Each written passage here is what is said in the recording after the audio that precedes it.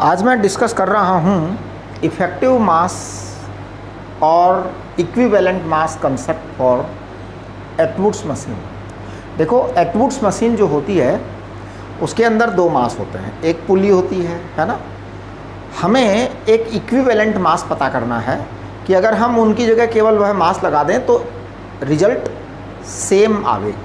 तो आप देखिए, अपना टॉपिक है इफ़ेक्टिव और equivalent mass concept for Atwood's machine.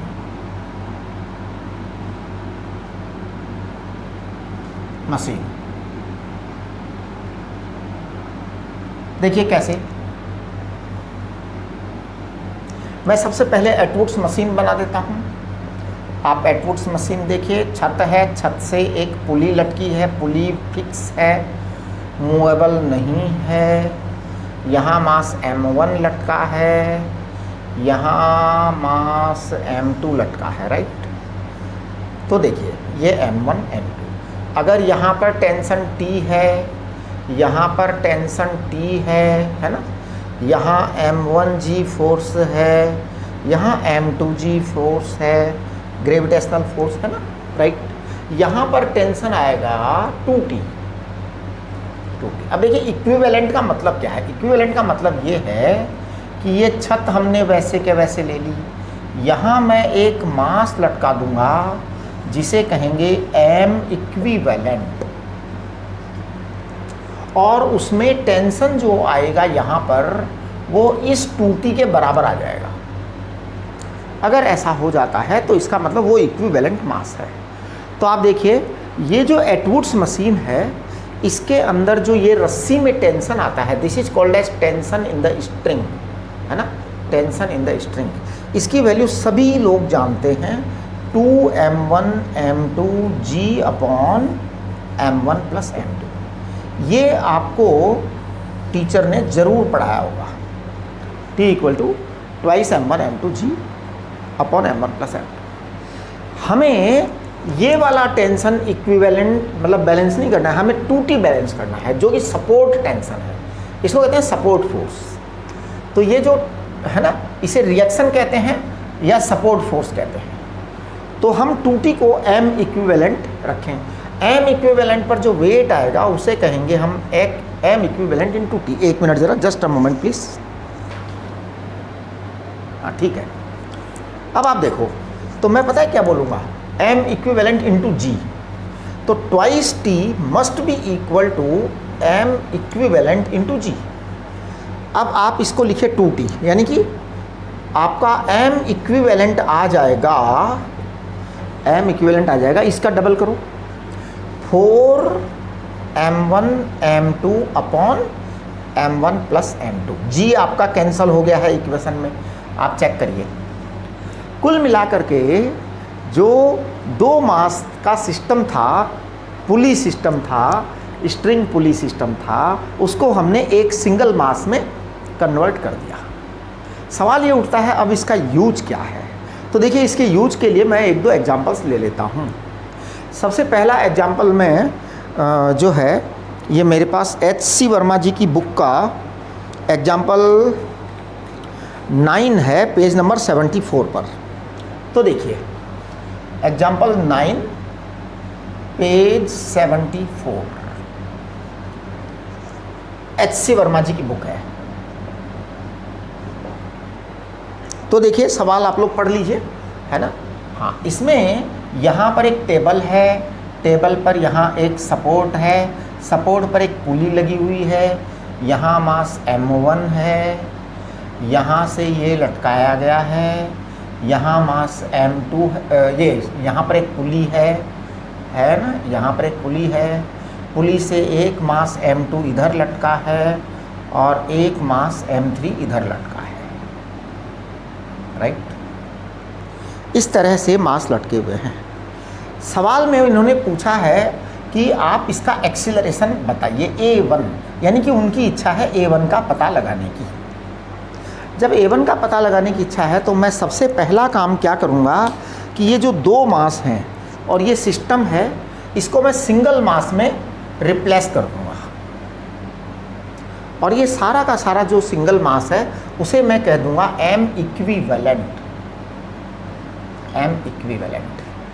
और पता है M इक्विवेलेंट को मैं क्या बोलूँगा? M इक्विवेलेंट को मैं बोलूँगा 4m2 m3 upon m2 plus m3। या हमें अब A1 का एक्सीलरेशन चाहिए। तो देखिए, अब आप थ्योरेटिकली समझिए कि अब ये m2 और m3 नहीं है, ये है, यानी M इक्विवेलेंट है।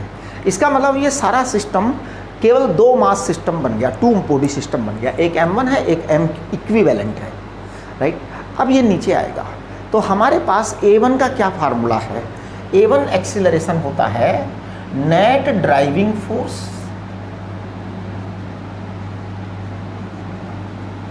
Upon total mass. ये net driving force upon total mass, आप ध्यान दीजिए, net driving force upon total mass. इस सारे सिस्टम को नीचे लाने का काम कौन करेगा? M इक्विवेलेंट करेगा, राइट। रोकेगा कौन? M1 उधर से रोकेगा। तो नेट ड्राइविंग फोर्स जो है एक्चुअल में चलेगा केवल इसी के कारण, है ना। M1 जो है वो तो मतलब अपना जो इनर्शिया है उसका जो इम्प्रेशन होगा इनर्शिया का वो आएगा। तो आप देखिए, नेट ड्राइविंग फोर्स केवल है M इक्विवेलेंट इंटू G, और टोटल मास है M equivalent plus M1। Fundamentally हमने कुछ नहीं किया है, यहाँ पर जो फोर्स आया है वो फोर्स आया है ना, और वो जो है आपका टोटल मास ये आ गया। बस आपका यही आंसर है। चेक करिए, मैं M इक्विवेलेंट लिख रहा हूँ यहाँ पे 4m2 m3 G upon m2 plus m3 upon 4m2 m3, है ना, upon m2 plus m3 plus m1। आप चेक कर लीजिए, M इक्विवेलेंट को लिखा है 4m2 m3 अपॉन दिस, ऊपर भी लिख दिया नीचे भी लिख दिया, करेक्ट। अब आप इसको कैलकुलेट करिए, पूरा करिए कैलकुलेशन। m2 m3 एलसीएम लीजिए, यहाँ से वहाँ से डिवाइड करिए। तो मेरे को लगता है ये 4m2 m3 से आप नीचे डिवाइड करिए और ये m2 m3 कैंसिल हो जाएंगे, वहाँ पर m1 से m2 m3 मल्टीप्लाई होंगे। अपनी कैलकुलेशन करिए अपने आप। तो मुझे जो नज़र आ रहा है वो मैं लिख दूँ, G मुझे ऊपर नज़र आ रहा है ना, हाँ। और ये जो चीज़ है ना, मुझे यहाँ 1 प्लस ये m1 कॉमन आएगा और m2 m3 ब्रैकेट में जाएगा, वो m2 m4 से कटेगा। तो मुझे लग रहा है ये m1 अपॉन 4 आएगा।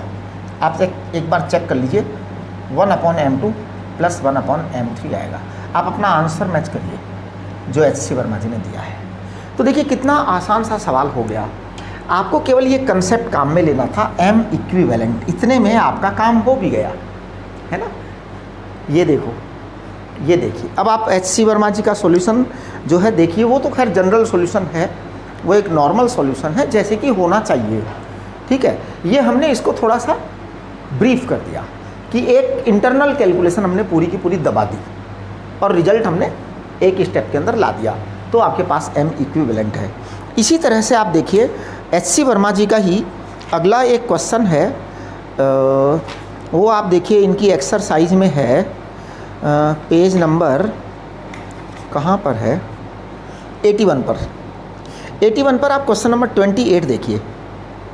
हाँ जी, 81 पर क्वेश्चन नंबर 28 देखो आप, है ना। मैं इसको इधर से बोर्ड को क्लीन कर देता हूँ, है ना, या चलो पूरा बोर्ड एक बार साफ़ कर लेते हैं। हाँ जी, देखिए ये HC वर्मा जी का क्वेश्चन नंबर 28 है और 29 है, पेज नंबर 81 पर। इन दोनों क्वेश्चंस को मैं इफेक्टिव मास कंसेप्ट या इक्विवेलेंट मास कंसेप्ट से सॉल्व करूँगा, ठीक है, equivalent mass concept of Atwood's machine. तो देखिए क्वेश्चन नंबर 28 आप क्वेश्चन नंबर 28 को अच्छी तरह पढ़िए। M1 1 किलोग्राम है, M2 2 किलोग्राम है, M3 3 किलोग्राम है, तीनों दे रखे हैं भैया। स्ट्रिंग दे रखी है, ठीक है, सबके एक्सीलरेशंस निकालने हैं और how long will it take before M1 strikes the pulley, मतलब M1 जो है उससे जा कर के टकराए, उसमें कितना टाइम लगता है। तो मैं आपका डायग्राम बना रहा हूँ जो दे रखा है SC वर्मा जी ने। हाँ जी, ये पेज नंबर 81 है, HCV की बुक है। चलिए यहाँ हम इसमें एक पुली लटका देते हैं जैसा वर्मा साहब ने लटकाया है। ये 1 किलोग्राम का ब्लॉक लटकाया है, ये यहाँ से 2 किलोग्राम का ब्लॉक लटकाया है, 3 किलोग्राम का ब्लॉक लटकाया है। तो आप देखिए 2 और 3 किलोग्राम का ब्लॉक लटकाया है, करेक्ट। अब हम क्या करते हैं कि इसको जो ये 2 और 3 किलोग्राम वाला जो ब्लॉक है ना, इसका इक्विवेलेंट मास लिख देते हैं। इक्विवेलेंट मास यानी कि सिंगल ब्लॉक बना देते हैं इसको, ठीक है। तो देखिए इसका मैं M इक्विवेलेंट लिख रहा हूँ। अभी अभी हमने जो फॉर्मूला आपको बताया ना, 4M2 4 into 2 into 3 upon 2 plus 3, ये हमारा फॉर्मूला था। 4M1 M2 upon M1 plus M2, ये आपका आ जाएगा 24 अपॉन 5 यानी 4.8 किलोग्राम आ जाएगा। इसका मतलब ये हुआ कि this entire mass is equal to 4.8 kilogram, ठीक है ना। ओके, अब ये तो 4.8 किलोग्राम है, हमें क्या चाहिए, A1 चाहिए, इसका एक्सीलरेशन। ये वाली डिस्टेंस दे रखी है इन्होंने 0.2 मीटर, 0.2 मीटर दे रखी है, करेक्ट। तो मुझे A1 एक्सीलरेशन चाहिए। तो देखिए मैं निकाल रहा हूँ, A1 is net driving force upon total मास।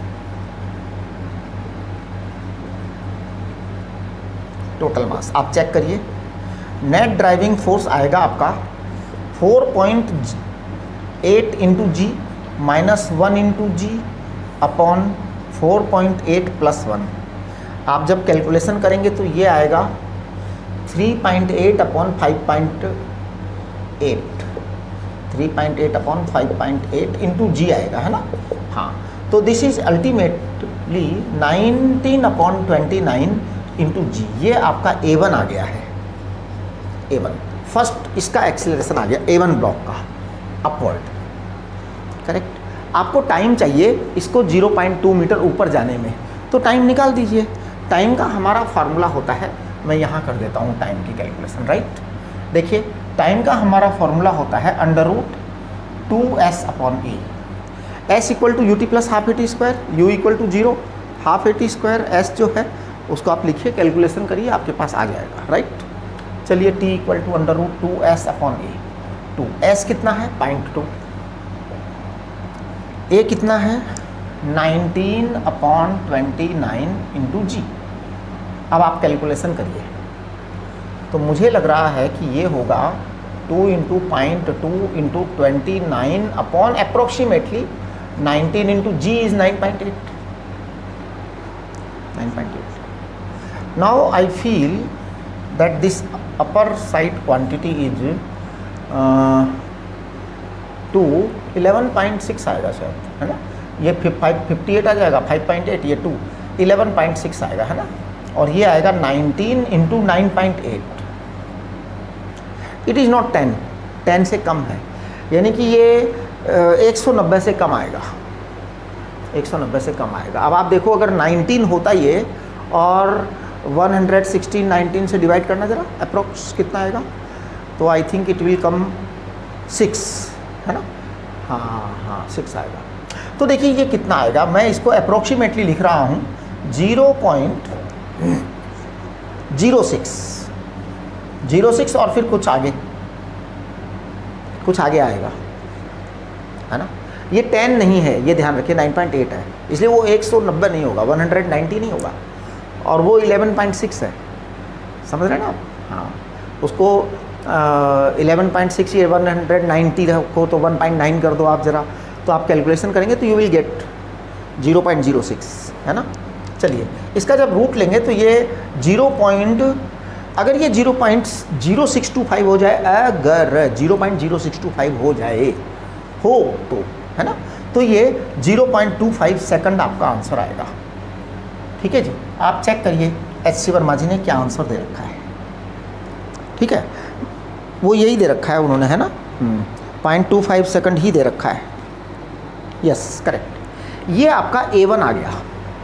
अब इन्होंने A2 भी पूछा है, A2 भी पूछा है और A3 भी पूछा है, मतलब 2 का भी एक्सेलरेशन पूछा है और 3 का भी एक्सेलरेशन पूछा है। ये थोड़ा सा मामला सीरियस है, लेकिन अगर हम इक्विवेलेंट मास का यूज करेंगे तो ये भी आसान हो गया।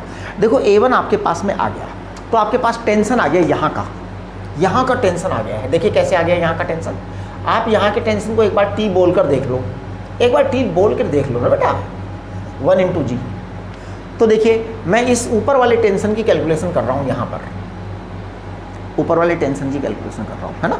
हाँ, तो मैं लिखूँगा T - 1 × G बराबर 1 × A1। A1 है 19/29 × G, ये आपका आ गया है। आप टेंशन बताओ कितना आया, टेंशन आपके पास आ गया है ये कितना, जरा 1G को उधर ले जाओ, 1G को उधर ले जाओ, तो 19G कॉमन ले लो आप, 1 + 19/29 आ गया। अब G आपने कॉमन लिया है, 1 + 19/29 कितना आएगा, 29 एलसीएम लोगे आप, 19 इसके ऐड करोगे तो 38, 48/29 आएगा शायद, है ना। हाँ, 48/29, ये वाला टेंशन T आ गया। आप देखिए ये वाला टेंशन आ चुका है हमारे पास 48/29G, करेक्ट। इसके अंदर इक्वेशन से बनाया है हमने। जब आपके पास ये वाला टेंशन आ चुका है तो ये जो टेंशन होगा वो उस टेंशन का आधा होगा, यानी मैं इसको लिखूंगा T/2, इसको लिखूंगा T/2, करेक्ट, बिल्कुल बिल्कुल। चलिए अब मैं इसको T/2 लिख देता हूँ, है ना। तो यहाँ पर मैं फ्री बॉडी डायग्राम बनाऊंगा 2 का। देखिए मैं 2 का फ्री बॉडी डायग्राम बना रहा हूँ, यहाँ पे 2, तो 2 का फ्री बॉडी डायग्राम बनाइए। यहाँ पे 2G फोर्स लगेगा, यहाँ पर T/2 टेंशन लगेगा। अब ये T/2 की वैल्यू पता है क्या आएगी, T/2 उसका आधा करो तो ये आएगा 24/29G, 24/29G। देखो ये है 2G और वो है 24/29G, तो which one is greater is of course 2G, it means this block will come down. चलिए मैं लिख रहा हूँ 2G - 24/29G, it is equal to twice of A2, downward motion. आप कैलकुलेशन चेक करिए, तो मुझे लगता है कि A2 जो है ना, A2 ये 29 को 2 से करेंगे 58 आएगा, 58 को 24 से सब्ट्रैक्ट करेंगे तो कितना आएगा, 58 में से 24 सब्ट्रैक्ट करो 34 आएगा, 34 इधर आप 2 से डिवाइड करेंगे तो 17 आएगा, है ना। तो A2 आएगा 17/29G and it will come downward, right. Likewise you can write the free body diagram for 3 kilogram. 3 kilogram का फ्री बॉडी डायग्राम भी ऐसा ही रखिए आप। 3G से नीचे की तरफ फोर्स लगेगा, यहाँ T/2 आएगा। T/2 आप जानते हैं कितना होता है, वही 24/29G, करेक्ट। आप ज़रा यहाँ चेक करिए कितना आएगा, तो वही इक्वेशन लिखूँगा मैं वापस से, 3G - 24/29G बराबर 3 × A3, है ना। हाँ, अब आप 29 को 3 से करिएगा ज़रा, तो मुझे लगता है ये 29 को 3 से करेंगे तो 87 आएगा।